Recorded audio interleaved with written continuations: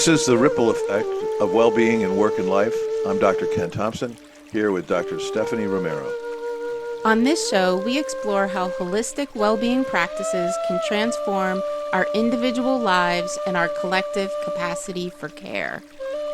We're bringing you the science, the stories, and the specific practices that reduce stress and build resilience in our homes, our offices, and our communities.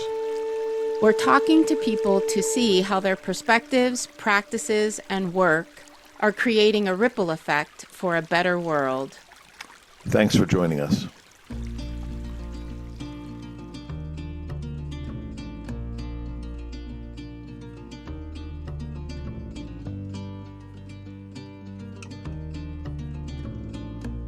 Welcome back to the Ripple Effect podcast, where today we are doing something a little different. I'm Dawn Lehman, the program coordinator here at Awaken Pittsburgh, and today I'm stepping into the host seat in order to interview our founder and executive director, Dr. Stepahnie Romero. Stepahnie has been a dedicated educator for over 30 years and a mindfulness practitioner since the early 2000s.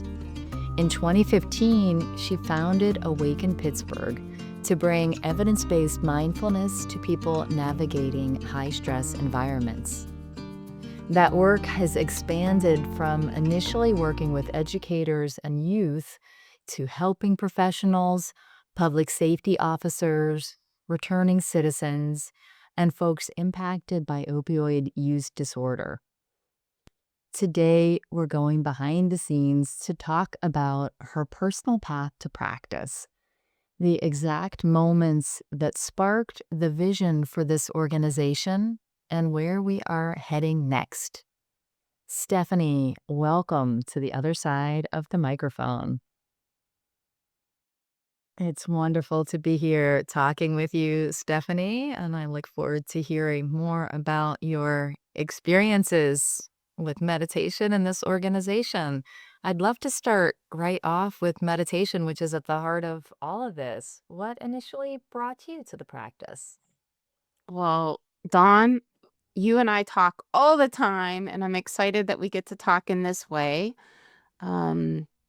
In terms of my path to meditation, I have always been interested in Eastern religions. So I took like religions of the world as a class and had dabbled a little with yoga as a younger person. But what really was the spark, if you want to use that word, that got me meditating was a divorce. So I was going through a very painful divorce, and it was one of those moments in life where I felt like everything was falling apart. You know, I had had some kind of a dream of a house with a picket fence and 2.5 kids and, like some kind of ideal life that I thought was going to happen when I got married and had a child. And that just all seemed to evaporate. And I really had that moment where I had to kind of redefine what my life was going to be. And my mom saw that. And I guess somewhere she saw Pema Chödrön's book, When Things Fall Apart, and said, oh, I should get that for Stepahnie, and bought it and handed it to me. And I don't think she had any idea what actually the book was about. She just saw the title and thought it would be good for me and handed it to me. And I read the book. And I've read that book many times, actually, probably at least 3 or 4 times since then. Which this was over 25 years ago, or close to 25 years ago, I guess now. And the thing that stood out to me was Pema kept saying, if you want peace in your life, if you want equanimity, if you want to have all that life is throwing at you land in a way that doesn't throw you off your center, you got to meditate.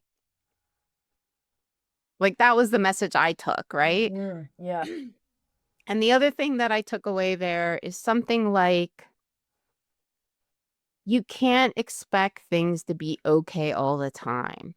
because shit's gonna happen, right? Mhm. And the only thing we can do is work with our minds and hearts and how we respond to the situation. And the way we do that is you got to meditate, right? Yeah. So it was something like that in that book was the message that I took. And I was like, okay, I got to meditate. And I had no idea what that even meant. And I just remember taking the pillow off my sofa, throwing it on the floor, sitting down cross-legged and going, okay, here I go. And then being like, whoa, my mind is a big hot mess. What is that? This isn't great. I don't feel peaceful. What the heck, which was really surprising to me, right? And Yeah. and so I said, okay, I got to figure out how to meditate.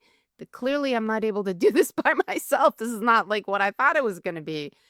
And at that time, I was part of the Unitarian Universalist Church of the South Hills. When I divorced my first husband or separated from him, I had been going to the UU church prior to being with him and kind of lost it while I was married. And, I was having this process of kind of just re-exploring my spirituality as well, which was actually a big gift. This guy that I dated briefly after I left my husband, who was Muslim, said to me, just so beautifully said to me, you're really struggling with everything. Where's your spirituality and your support in your spiritual path in all of this? And I was like, whoa, that's a question, right? Yes. Yeah. And I was like, he's right. Like, where is that? I lost it. And, in my marriage, I had lost so much of that. And, which is probably part of why I ended in divorce. So I was like, yeah, I had a home in the UU church. I'm going to return there. And so I did return there. And this lovely woman named Amy, who was the church administrator when I kind of signed up, said, oh, you're divorced. There's a group of like folks that are single parents. You should join it. And I did. And they were lovely. And she said, and then I said, oh, yeah. And I really want to meditate. I thought there was somebody trying to meditate here. And she was like, oh, let me introduce you to this lady, Barb, because she wants to start a meditation group. You should meet her. And I was like, thank you, Amy. So she introduced me to Barb, who you had also met. And Barb McCracken became one of my dearest friends. And she had much more experience in meditation than I did, but I think she also felt like I'm not really sure what I'm doing. And so Barb and I started doing what we called field trips. And we, in our field trips, went to every single group offering anything we could find in the greater Pittsburgh area and beyond to just learn how to meditate. And at the same time, we decided we wanted to sit together. So every Sunday at church, we had a sitting group and different people from church would come and we would all just share how to sit and learn together. So that, and I think my kid was like 5 and she was doing religious education at the church too while we were doing this.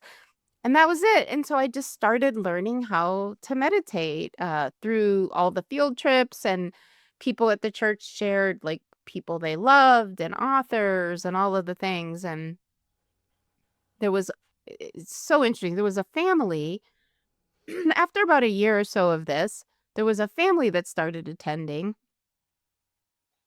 and they had 2 small kids, a mom and a dad, and they said to me, Stepahnie, this summer there is this thing called like a family retreat at Blue Cliff Monastery.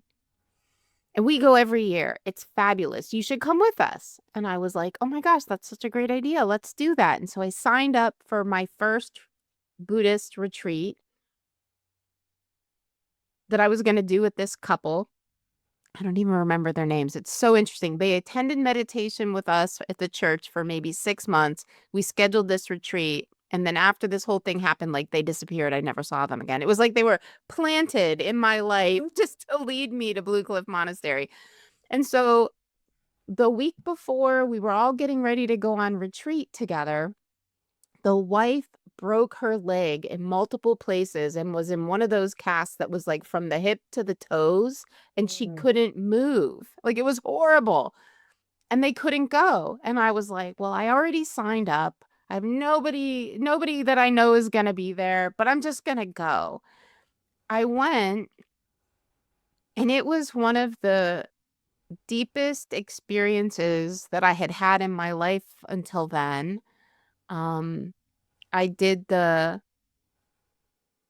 took vows. I took refuge there, which for people listening means I kind of converted to Buddhism.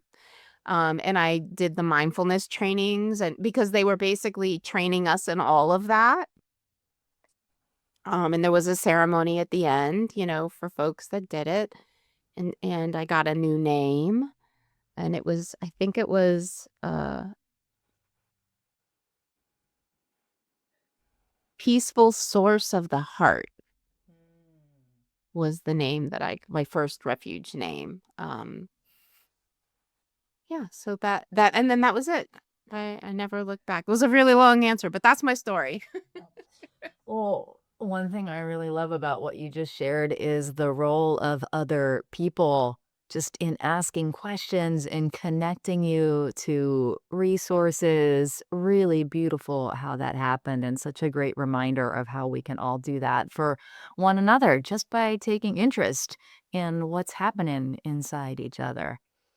I am also really curious to hear a little bit more about the transition from reading the book, because that's how many of us learn about meditation. We read about it and it sounds so good.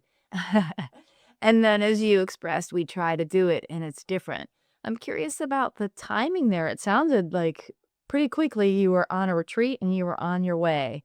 Can you say a little bit more about the reading to sitting to developing what at some point, from knowing you, I know became a daily practice? How did that transition go? Yeah, so I think, gosh, I don't have the best memory to be sure of all the details, Dawn, but in my recollection, um, that beginning with me kind of sitting on my cushion on my sofa pillow on the floor, um, meeting Barb, starting to try to get some education from different local sources, teachers locally, which I'm going to be honest, like, we're so blessed in Pittsburgh. We have so many different sitting groups. Like, who knew, right? Even back then, there were still so many different sitting groups. So, all of that exploration was happening over the course of about a year. And through all of those like field trips and reading and sharing with Barb, it became clear to me that the biggest impact in my life was only going to be felt if I sat every day. And so somewhere there in that first year, I made the decision I was going to try to sit every day. Um, I think for a while what I was doing, because I was running at that time. I was running a few miles a few times a week. And so I think what I was doing, because I'm always like getting up early. I was still teaching public school at that time. So I would I'm just making this up. Like, it was something like Monday, Wednesday, Friday, I would sit meditation for 20 minutes. And Tuesday, Thursday, Saturday, I would go for a jog or something like that. Yeah. It was something like that, like before school, early in the morning before school. It was something like that. And so that's kind of what I was doing. And then it was probably about a year or so later that I met that couple that I went on the retreat and took refuge. So it was, that was kind of that first year. And then once I took the refuge then and did that retreat, then I was really much more committed to a daily practice. Yeah. Yeah. Thank you for sharing that. And I am also curious because you came to this with the book Things Falling Apart, because things were falling apart. And yes, life always gives us lots to work with. And we know that has been the case for you this year for sure. And I'm sure you've had moments in your life where things are more stable. How has your practice evolved during that whole process, and what does it look like now? Yeah, so, this is over 20 years of Mhm. of practicing now. as my gray hair lets me know, like I'm getting there in age. Um, and so, what basically happened for me is the UU church that I was attending was great for me, and my kid loved it. So I would say for 10 years, I was sitting at that Sunday sit with them. Actually, let me back that up. A few years after that happened, the Shambhala Center of Pittsburgh opened up. So I found there was a woman named Rebecca McAllister who came to Pittsburgh who wanted to start, she moved here and wanted to start a Shambhala Center in Pittsburgh. And she started a practice group in her house. From there, she started a group at the Friends Meeting House on the east end of town, like Oakland, Shadyside area. And Barb and I, my meditation buddy, found her.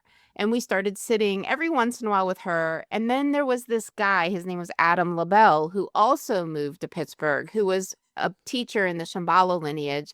And he started teaching classes at the Friends Meeting House with Rebecca. And so Barb and I signed up for a class called Meditation and Everyday Life. I don't remember what year this was actually, but it was in those early years where I was still a member of the UU church, and it was lovely and amazing. And then, but the thing is like the sitting group was every Sunday, but I was going to the UU church on Sundays, so I really didn't engage with the regular Sangha or group practices at that point. But I did attend that class, and when they would have something on like a Tuesday or a Wednesday, Barb and I would join. And so just for listeners, the Shambhala lineage is the lineage that Pema Chödrön is part of. So it's that kind of thread, right? So starting with Pema and then coming to the Shambhala group that was forming at that time. Then, I'm still sitting with my church group, start doing some Shambhala stuff. And there were readings that you could do as part of that, right? So they would give you readings or they'd suggest books. And so I started like voraciously reading everything that everyone recommended to me. And that really, all of that started really building a solid foundation in my practice. So this is all happening over the course of 10 years. Shambhala got a center. We started doing the weeknight classes at the center. I really got deep into that. Met my second husband, got married in the middle of all that somewhere. And when my daughter turned 15, 16, she told me, "Mom, I don't want to go to church anymore." Right. And I said, "Okay, that's fine. You can make that choice." And at that moment, it freed me to start attending the Sunday open sits at Shambhala and really fully put myself into that community, right? Because I kind of think I was hanging on to my UU church because my kid was getting a lot out of it. She was part of the youth group, and I really wanted her to have that community. Not that I begrudge it at all. I absolutely don't. But I wanted her to have that community. But when she decided she really wasn't up for it anymore, then I was like, okay, so now is the moment that I can immerse myself fully into Shambhala Buddhism. And that's the moment where I fully joined. And the center had become kind of much more active and thriving, had its own location, all of those things at that time. So I started attending, and like that's where I really started to really deepen and decided that Tibetan Buddhism was the path for me. And now I don't even remember what your original question was, Dawn, so I'm not even sure I answered. Well, it was leaning into the daily practice and how that evolved from this sounds like a good thing to this is a thing I'm actually going to do. So you were very clear that at some point daily meditation became a commitment and a practice. And around it was this full, rich, vibrant community of different sorts. So yeah, it's so clear that that choice to revisit and lean into spiritual life really blossomed for you. Yeah. I'm curious what you might want to share with listeners about when and how you began to notice that impacting your professional life as well, and how those two came together. Yeah, so this relates to Shambhala. So attending the Shambhala classes and being part of that community, a couple things. Somebody mentioned people were bringing meditation practices to kids in schools. And someone else mentioned a woman named RT, I forget her last name, who was working in the Chicago Shambhala Center to disrupt violence with young gang members through mindfulness and meditation. And I was teaching K-12 education at the time. And something in me was like, what? How is this even possible? This is something that I feel like is supporting my mental health and well-being so much. And I'm a teacher and I work with young people. How did I not know these things were like, that I could combine them, right? So like this like deeply personal spiritual practice that felt so life-sustaining to me. Like I had no idea I could bring it into my workspace. So at the same time, so before I get into all of that, like I think the thing before that started to shift for me was my quality of presence in teaching, right? My quality of how I was showing up. Less reactive, more spacious. Yeah, I will just say that. And then when I found out, but it was nothing intentional. It was just like a byproduct of practice in my life.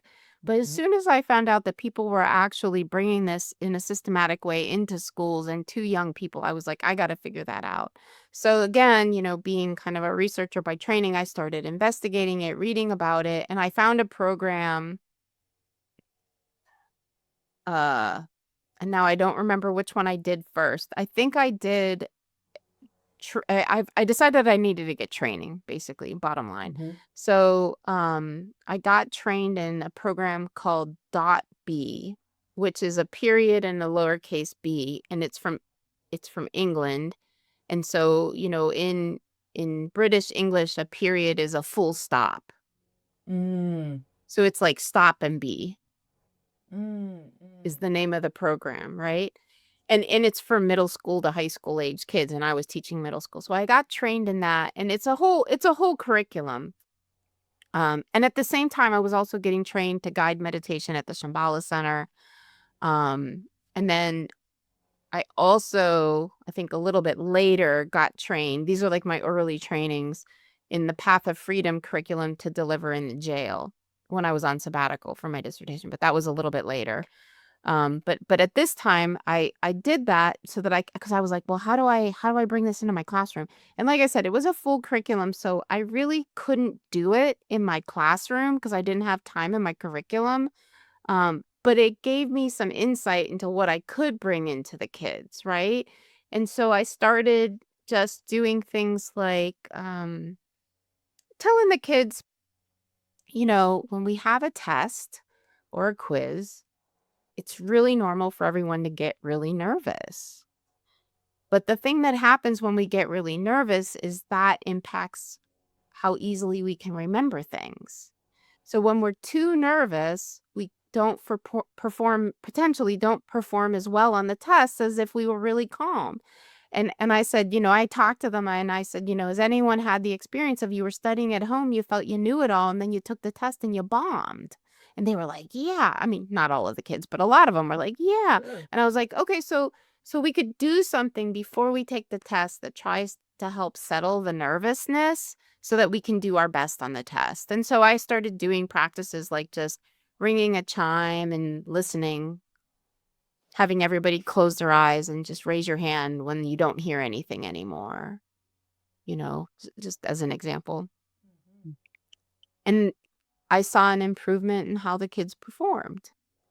And they loved it.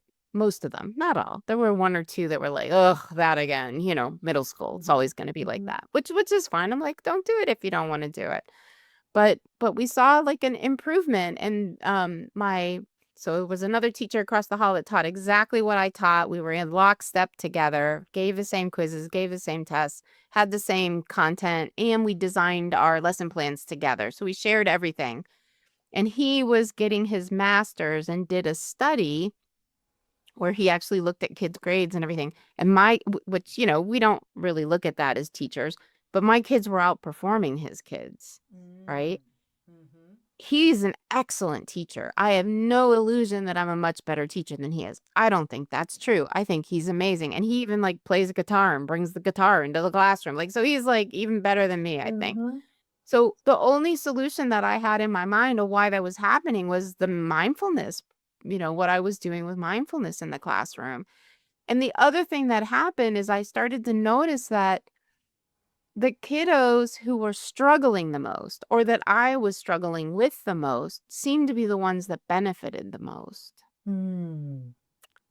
So, yeah, so that's what started happening professionally for me as I started integrating practice into my classroom. First, just my own presence, and then, actually bringing concrete practices into the kids.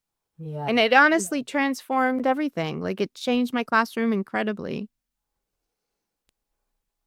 Yes. Okay. So we're definitely starting to hear the seeds, I think, of what would become Awaken Pittsburgh. And I'm curious about that transition. K-12 teaching is a whole thing. You were embedded in that world and you were starting to have the freshness, this new experience of feeling really good about mindfulness with students. Your personal practice is flourishing. Tell us a little bit about how this idea of moving from that work into taking this out by creating an organization came to be. Yeah, so honestly, part of being in the Shambhala trainings, ethos, everything, there is a lot of teaching and talk around creating enlightened society and the role that each one of us has wherever we're at in basically making the world a better place. And there was one time I actually went and attended a program with Pema Chödrön. And I don't remember exactly what she said, but the the topic of the conference was courage, right? Mm-hmm. And courage to do what, right? Courage to find a way to bring this into your life, the teachings, right? And the practices. Courage to find a way to bring it to your community. Courage to find a way to make change, right? For the better. And I really took all of these things to heart and felt like it was I don't know if mandate is a too strong of a word, but like felt like this is something that I needed to do. And so I had a meditation buddy named Michelle King, who was also a middle school teacher. And I said, Michelle, what if we started a group for teachers to help them practice meditation and to just support one another in bringing this into our classrooms? Because I feel really alone in this, right? I don't know anyone else that's doing it except for me and Michelle, right? She was like, okay. So we set up a meetup group that we called We Peace, which was Western Pennsylvania educators for, oh my gosh, attention, compassion, and empathy. We Peace. Beautiful. Um, and for I think like 2 years, and it was tiny. It was like 4 or 5 people every once a month that would get together, and we actually read a couple of books by Parker Palmer, who's an amazing author about education. And I don't know if he uses the word meditation or mindfulness, but it's basically contemplative practice. In education, and we discussed that. We watched videos together, and we just tried to hold space for one another, being teachers and trying to do this work. And at the same time, I had gone back to school to get my doctorate, So that was kind of happening in the background of all of this, and decided to write my dissertation on mindfulness and education because the question for me was, why is this helping the kids that need it the most? Like, why is that happening? And how is this even a thing that is helpful? Like, it seems so like you're just sitting, you're just noticing your breath. You're just, just watching your mind. How does it make everything feel so much better for me? Why is this even a thing? Like I had so many questions about the mechanisms behind it, and also like, what are other people doing in their classrooms? What's actually going on out there, Thank you for listening to part 1 of this conversation between Dawn Lehman and Dr. Stepahnie Romero. Be sure to listen next week as Stepahnie goes into greater detail around her dissertation, application, and the creation of Awaken.